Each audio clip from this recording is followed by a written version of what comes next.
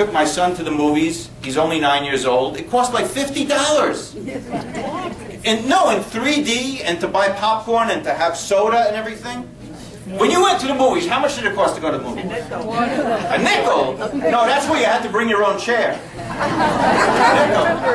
No, seriously, how much did it cost? 25 cents, right? And when you went to the movies, you saw what? You see everybody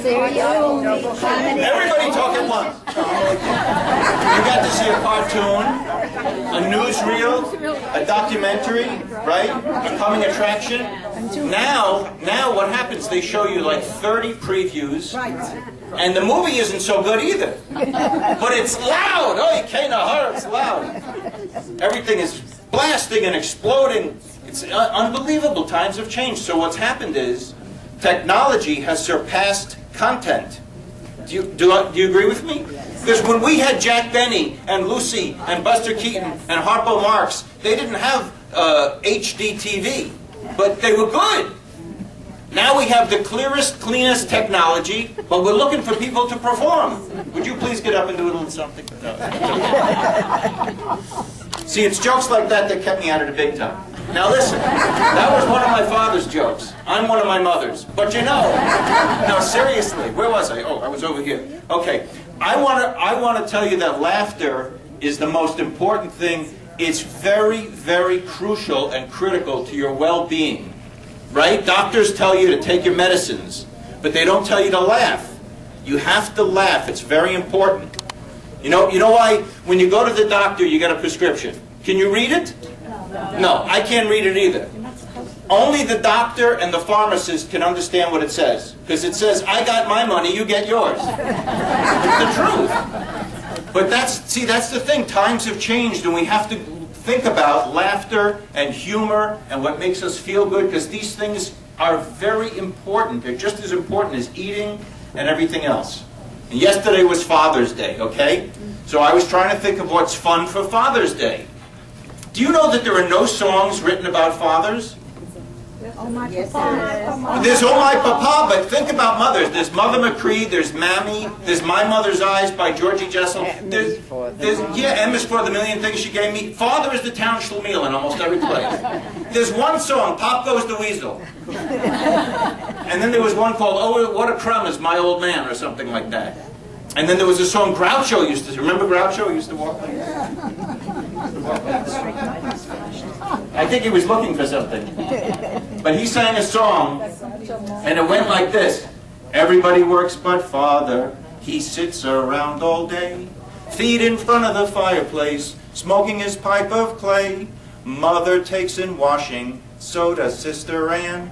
Everybody works in our house but my old man. It's true. And then he sang it in Europe. Alles auf Davenet Vater, und geht den ganzen Tag Rumpf. Und auf die verdammte Pfeife, das alles geht drüben im Rumpf. Und Mutter nimmt den Washing, rauft die Schwester an. Alle arbeiten in unser Platz, aber nicht der alte Mann. That's it. Now, if you can figure out what I just said. But speaking of guys like Groucho, why do you think they were so great? Why do you think that they were so terrific? Anybody? Well, he was clean. He never said anything dirty. He had a TV show where he just wiggled his eyebrows, and you laughed because you understood what he was talking about. Remember he had the lady on who had 13 children? And he looked at her and he said, lady, he said, let me ask you a question. This is the silliest thing I ever heard. Now, why do you have 13 children? And she says, well, I love my husband. And then he thought for a second. He says, well, I love my cigar, but I take it out of my mouth once in a while. But he didn't say anything dirty. No, it's just an innuendo. He was once traveling. You want to hear something? There was a lot of prejudice in things in those days. But his mind was so quick. He was once traveling with his little daughter. And they stopped in front of a hotel. And she said, Daddy, can we go in for the day? I want to use the pool. I love the pool. I heard all my friends in school said the pool in this hotel is the best. So he took his daughter Melinda into the hotel, and he signed in, and they said, oh, excuse me, Mr. Marks, by the way, are you Jewish? And he says, yes, I am. And they said, I'm terribly sorry, we're restricted. So he thought for a minute, and he says, you know, I'm Jewish, but my wife is not, which means my daughter is only half Jewish. Can she go in the water up to her waist? But you see, his mind, he knew how to deal with the troubles, and he went along with it. That was a classic part of comedy and laughter and love and joy, and that's when you grew up, the golden age. We don't have that anymore. In fact, there's one guy I want to bring back because he was so good. I want to see if I can transform myself into him. He's dead. Yeah, he's dead, but I'm going to bring him back. I'm going to resurrect him. Do you guys remember George Burns? Yeah. Say good night, Gracie. Say good night, Gracie. This is, Gracie's not here tonight. Oh, now the thing is off. But the microphone is not on, right? How is it now? Is it on now? Okay, I want to tell you a sad story. A sweet young girl was jilted by her husband. He left her and went his merry way.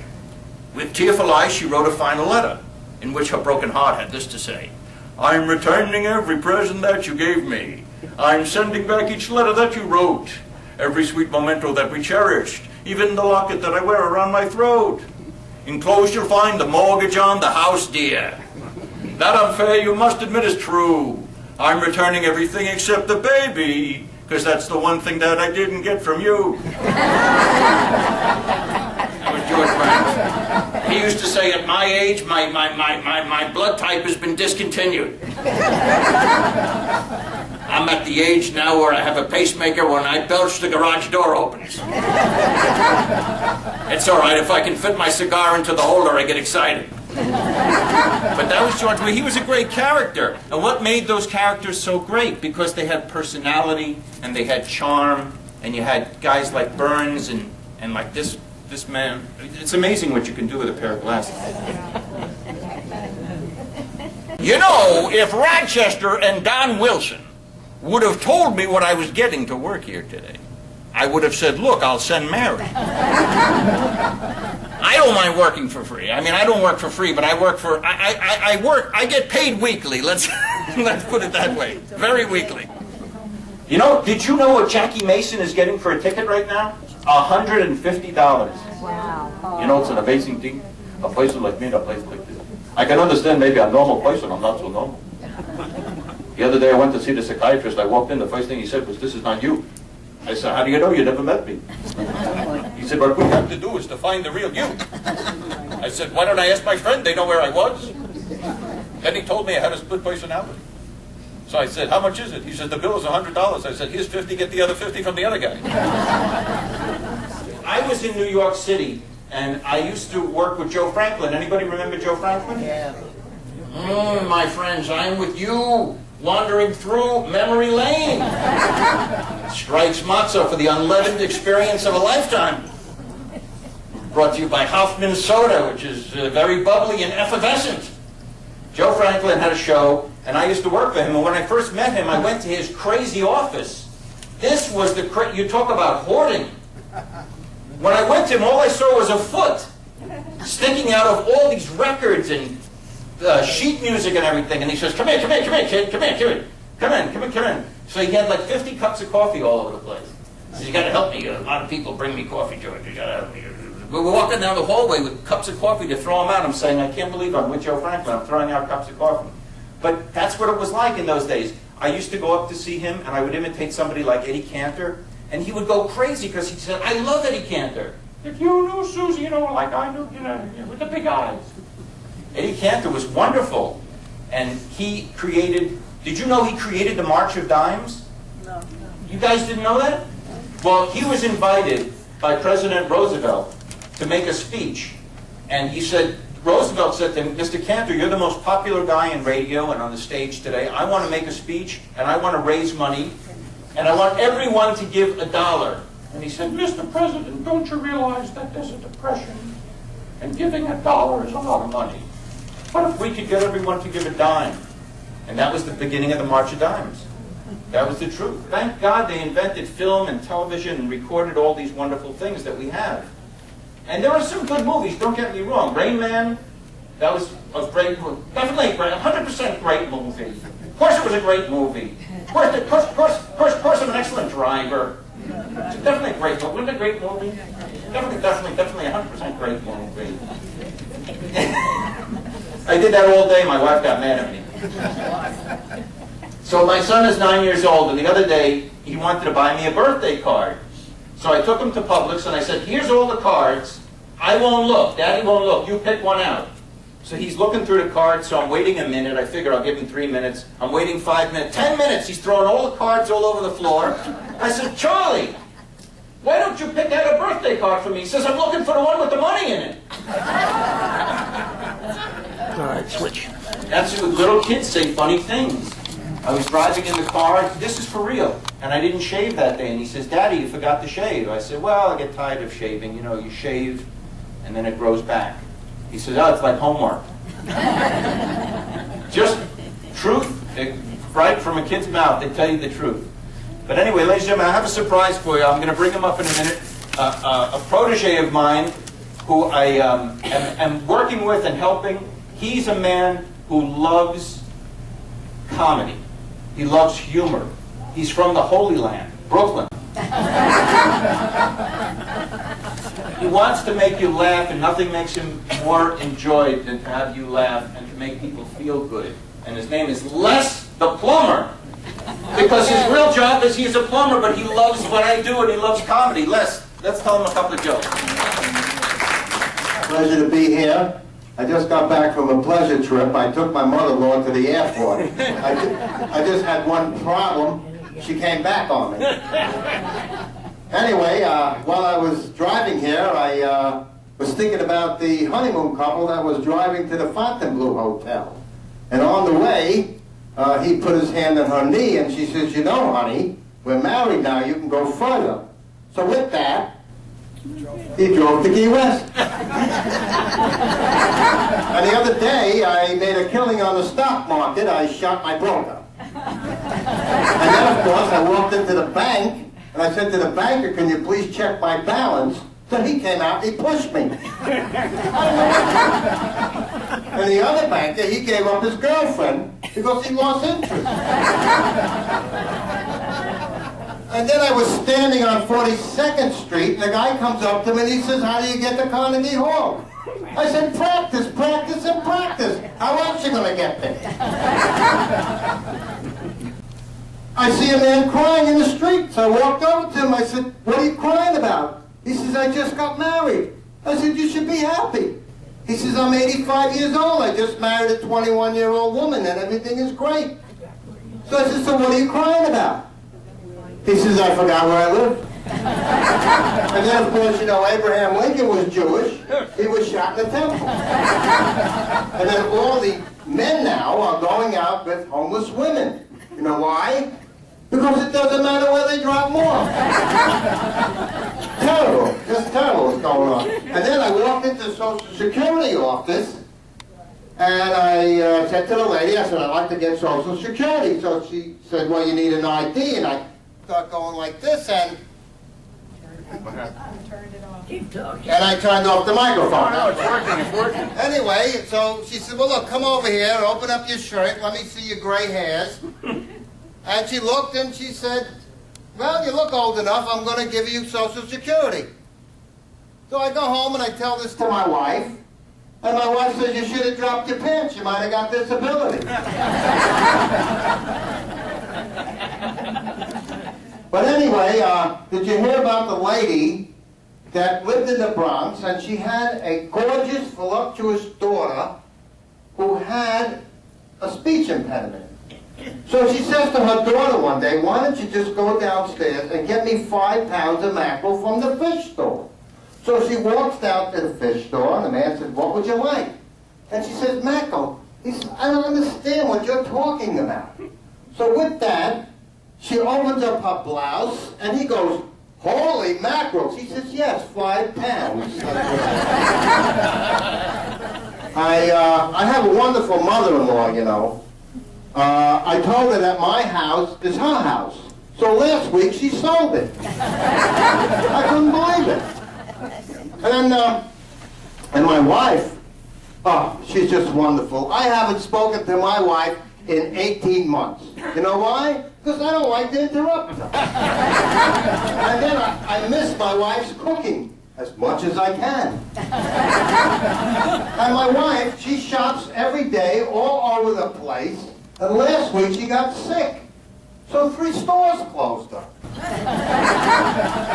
And then I went to the rabbi and I said to the rabbi, I said, I think my wife's trying to poison me. So he says, okay, I'll call up your wife and I'll talk to her and I'll call you back. So the next day, he called me back. He says, I spoke to your wife for 3 hours. Please take the poison.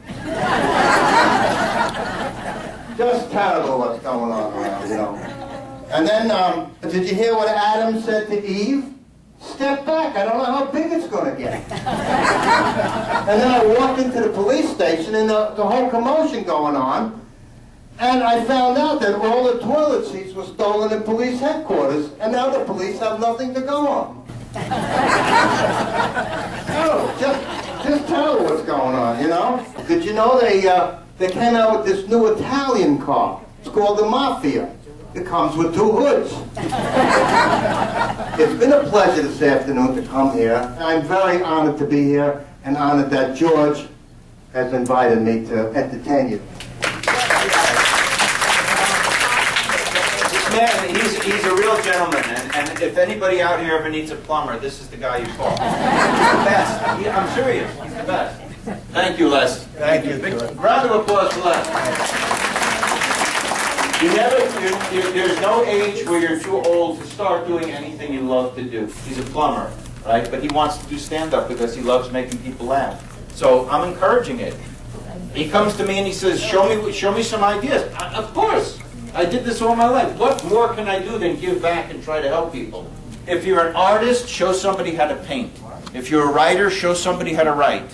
Yes. Has he got any business cards? Yes, he has a business card. Yes. Lady, please don't be funny. I didn't come here for So anyway, my wife is Cuban and I'm Jewish. So we live in Casa Hadassah. The grandmother comes over and they talk and she's saying, I don't know what he's talking about in the house. But no comprende. And I found out she's talking Yiddish yet. Make sure, and this is really important, make sure that you laugh every day. And take my prescription. This is my prescription to you. You have to take your medicine, yes, that's important. But you also have to smile and you have to laugh. You don't know how many days we go through where we don't laugh at something. And it's very important. You know, and call me up. I'll tell you a joke. Call up Les the Plumber. He'll look at you sing. What do you got to lose? There's a man with a camera here. Did you notice it? And age is only a number. It doesn't mean a thing. Because next week I'm turning 50. Which is a big deal, yeah. Yeah. It's I'm just a pup. Yeah, but you know how it felt when you turned it. It always feels funny because no matter what age you are, you still feel like a kid. Your body gets older, but you still feel young, right? You still think young thoughts.